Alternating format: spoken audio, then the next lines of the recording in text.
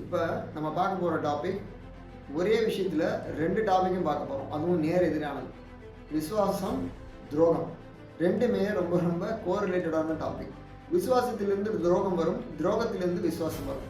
Right. இப்போ நம்ம என்ன பண்ணுவோம் அப்படின்னா, நமக்கு ஒருத்தர் விசுவாசியாக இருந்திருப்பார். விசுவாசியாக இருந்தவொடனே நம்ம என்ன சொல்லுவோம் அப்படின்னா, கொஞ்ச நாளில் அவர் துரோகம் செஞ்சவனே விசுவாசமாக இருக்கும்போது நம்ம அவரை பாராட்டுவோம். துரோகம் பண்ணிட்டாருன்னா அவரை நம்ம கடிந்து கொள்வோம், திட்டுவோம். ஸோ இதுக்கு என்ன காரணம் அப்படின்னா, அவரை நம்ம நம்புறது ஒரே ஒருத்தரை மட்டும்தான் நம்பணும். அது படைத்தவனை மட்டும்தான் நம்பணும், பண்புகளை மட்டும்தான் நம்பணுமே தவிர வேற யாரையும் நீங்கள் நம்பணும்னு அவசியமே கிடையாது.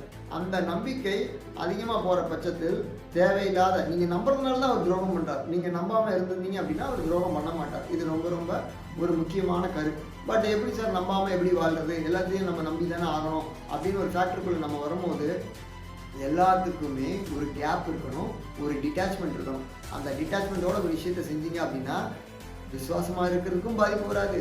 துரோகம் இப்போ ஒருத்தர் நம்ம துரோகம் பண்ணிட்டார், துரோகம் பண்ணோடனே அவர் இப்படி ஆகணும் அப்படி ஆகணும் அப்படின்னு அவரை கடிந்து அவரை மேலே அவரை தூற்றாமல் அவர் நம்ம எவால்வ் ஆகிறதுக்கு ஒரு பர்சனாக வந்த இன்ஸ்ட்ருமெண்ட்டாக தான் நம்ம பார்க்கணுமே தவிர அவர் மேலே எரிச்சல் படுறதோ கோபம் வரதோ கூடாது. அவரை விட்டு டிட்டாச்சாக விலகிறது மட்டும்தான் இதுக்கான ஒரே ஒரு வழி. ஸோ விசுவாசம், யார் மேலே விசுவாசம் இருக்குன்னா உண்மையான குரு மேலே விசுவாசமாக இருக்கணும். அதை தவிர நீங்கள் யாருக்கிட்ட விசுவாசம் இருந்தாலும் உங்களுக்கு பரிசு துரோகமாக தான் கிடைக்கும். அப்போ எப்படிங்க இது விசுவாசமும் துரோகத்தையும் எப்படி கோரிலேட் பண்ணுறது அப்படின்னா, எதுக்கும் ஒரு அளவீடு உண்டு.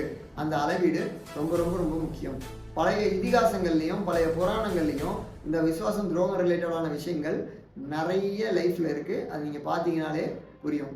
அண்ணாமலை படத்தில் ரஜினிக்கு சரத்பாபு பண்ணது துரோகம் அப்படின்னு பார்த்தீங்கன்னா, பின்னாடி பார்த்தீங்க அப்படின்னா அதே அந்த துரோகம் பண்ணல அப்படின்னா ரஜினி அந்த இடத்துக்கு பெருசாக எவால்வ் ஆகிருக்க மாட்டார்.